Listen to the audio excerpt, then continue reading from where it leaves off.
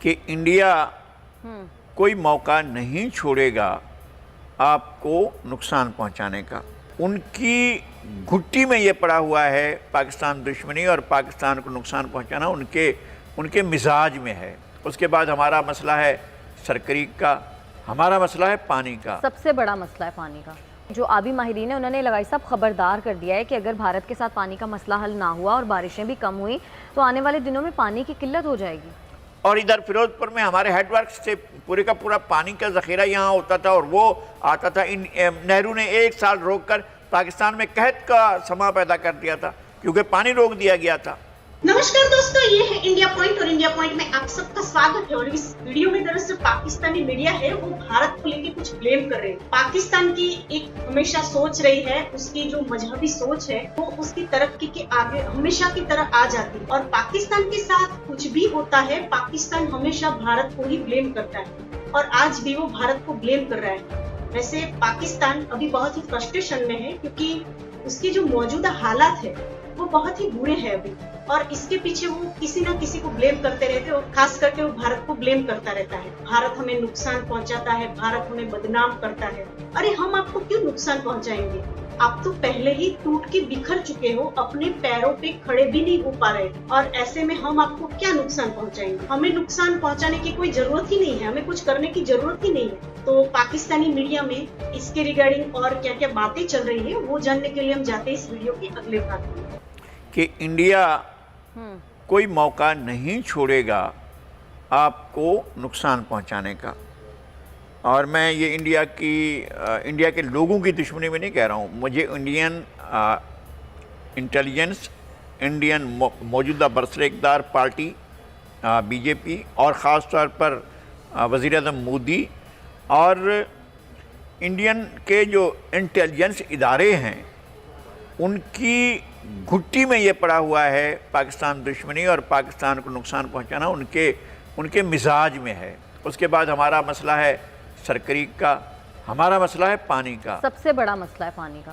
ہمارا جو پانی کا مسئلہ ہے، ہم یہ فوڈ باسکٹ تھے، یہی علاقہ جو ہے نا، یہ خاص طور پر یہ سرائکی بیلٹ جو رحیم یار خان سے شروع ہوتا ہے اور آگے جنگ تک چلا جاتا ہے، اس پورے کی پوری پٹی میں، نیچے کی پٹی میں آتے ہوئے یہ فوڈ باسکٹ تھی، پورے ہندوستان کے لیے نہیں، پوری دنیا کے لیے یہ خزانہ تھا۔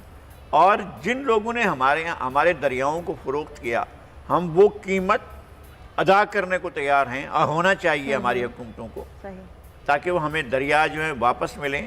بیاس، ستلج اور راوی جو ہے، مجھے آج راوی کو سوکھا ہوا دیکھ کر بہت دکھ ہوتا ہے۔ ابھی یہ والا جو سین ہے یہ بہت زیادہ آگے جا کے بہت خطرناک ہو جائے گا، کیونکہ جو آبی ماہرین ہیں انہوں نے لگائی صاحب خبردار کر دیا ہے کہ اگر بھارت کے ساتھ پانی کا مسئلہ حل نہ ہوا اور بارشیں بھی کم ہوئی تو آنے والے دنوں میں پانی کی قلت ہو جائے گی۔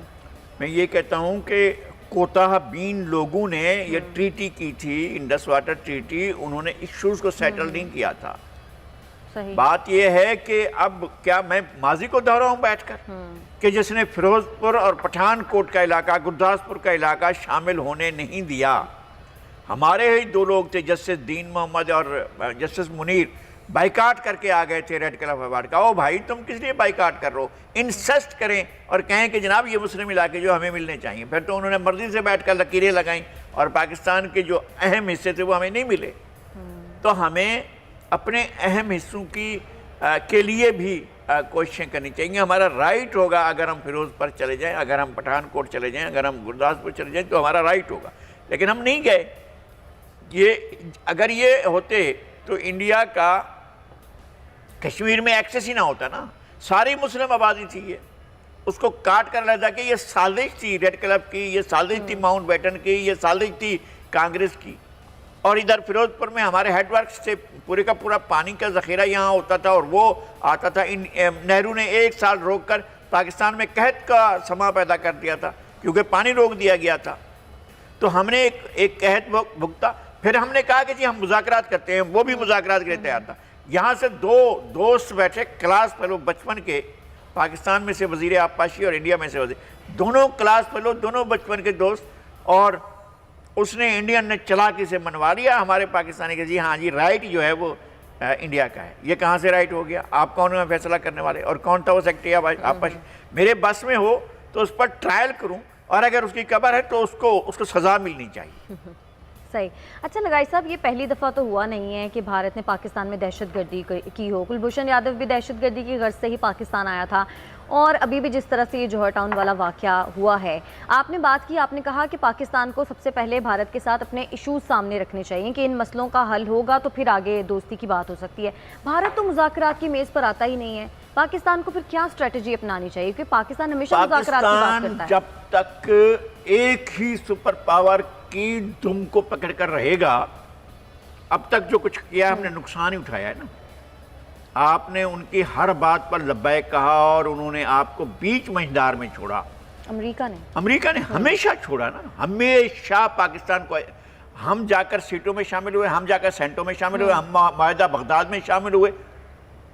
अच्छा, क्या हो रहा है कि यहाँ पर हम बाड़ लगा रहे हैं कि ये सोवियत यूनियन ना आए। अब ये अमेरिका जो आ रहा है, इसको कौन बाड़ लगाएगा?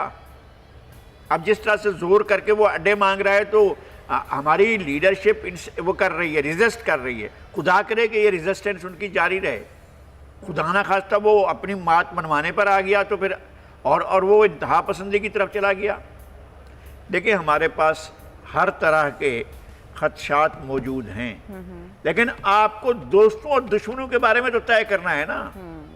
इंडिया को वो दिल से लगाकर बैठा हुआ है, वहाँ इंडस्ट्रियलाइजेशन करना चाहिए, वहाँ वो चाहता है, वहाँ पर जॉब एम्प्लॉयमेंट ये वो सब कुछ करना चाहता है। और हमें ये मना है कि जनाब इंडिया और ईरान जो है वो तो 15-20 अरब डॉलर की ट्रेड कर रहे हैं, और पाकिस्तान की ट्रेड जो है वो आधे अरब डॉलर से भी कम है। तो 500 मिलियन डॉलर भी हमारी ट्रेड नहीं है। तो फिर ऐसे तो आप नहीं चल सकेंगे। दुनिया के साथ तो आपका चलना होगा, तो दुनिया के साथ और पड़ोसियों के साथ तो हमें लेकर चलना है ना। अफगानिस्तान की ट्रेड जो है, बाद में इसमें रेशो क्या बनता है, वो हमारी ट्रेड से ज़्यादा है।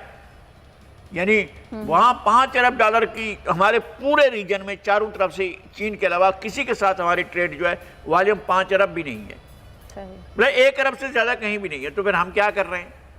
हम तो सिर्फ देख रहे हैं कि हमें यूरोप की मंडियाँ मिलेंगी, आप यहाँ की लोकल मंडियों को क्यों इग्नोर कर रहे हैं? और यूरोप की मंडियाँ आपको जब चाहती हैं रोक लेती हैं, अमेरिकन मंडियाँ जब चाहती हैं आपको रोक लेती हैं, आपकी सप्लाई रोक लेते हैं। आपको डेली एक हिदायतनामा भेजते हैं कि चाइल्ड लेबर नहीं होगा, फलां चीज़ नहीं होगा, चाइल्ड लेबर नहीं होना चाहिए। लेकिन ये जो कालीन हैं, ये तो बड़े उम्र के लोग भी बना सकते हैं और बन सकते हैं। तो आप अपनी चीज़ों को आप कंप्रोमाइज़ करते जाते हैं, और इंडिया जो है वो तमाम चीज़ों को फैलाता चला जाता है। और उसने अपने इंटरेस्ट, यानी वहाँ तो छोड़ देना, यूरोप तो कर लिया उसने, उसके बाद यहाँ मिडिल ईस्ट में आकर उसको तमगे दिए जा रहे हैं। उसके सीने पर जो है वो, और किस तरह से गर्म जोशी से उसका इस्तकबाल होता है। और आपको आपने बनाया है, यूएई को आपने बनाया, यूएई के एयरलाइंस को आपने बनाया, यूएई की जो पोर्ट है उसको आपने डेवलप किया, यूएई में ट्रांसपोर्ट आपकी वजह से आई, वहाँ पर जो इंफ्रास्ट्रक्चर बना वो आपकी वजह से बना। जब ये बना है तो 6 मील टोटल रोड था दुबई में पक्का, बाकी सब कच्चा पड़ा हुआ था। और 50 साल के अरसे में, ये उसकी बात कर रहा हूँ मैं, सन 70 की, ये 50 साल के अरसे में दुनिया की सबसे ताकतवर पर कैपिटा इनकम के लोगों में शामिल हो गया है यूएई। और आपको बहुत पीछे छोड़ दिया। पीआईए ने जाकर बनाया था, बैंकिंग आपने शुरू की, हर चीज़ वहाँ से आपने शुरू की। अब आप एक तरफ हो गए, इंडिया जो है वो सबसे महबूब हो गया। सऊदी अरब में आपने उनको दिखाया था ना, यार पेट्रो डॉलर है, इसको इस्तेमाल करें। तो नतीजा क्या हुआ? वहाँ पर इंडिया जो है उसका इस्तकबाल होता है। रियाज के लिए अहलन व सहलन, मरहबा जनाब सैयद मोदी। तो जनाब सैयद मोदी जो है वो तो उनका करीबी हो गया है। और हमें भी अपनी मौजूदगी का, जब हम अपनी मौजूदगी का एहसास नहीं दिलाएंगे तो कोई और हमारी मौजूदगी का क्या एहसास करेगा? हम अमेरिका से डिक्टेशन लेते रहेंगे तो फिर हम आगे नहीं बढ़ सकते। तो अमेरिका से डिक्टेशन लेने से मना कर दिया ना वज़ीर आज़म ने। अब तो कहा है किसी किस्म का कोई कॉम्प्रोमाइज़ नहीं होगा। हम डसे हुए हैं, इसलिए ये बात दोहराते हैं। सही कि बार बार कहने के बावजूद जब फोन आ जाता है तो कहते हैं यस वी आर फ्रेंड्स, और किसी दोस्त से मशवरा नहीं करते। रात को 2 बजे कहते हैं जी हम दोस्त हैं, आप जो कहोगे हम मानेंगे। वो कहते हैं ये शर्त है, वो कहते हैं हम मान लिए।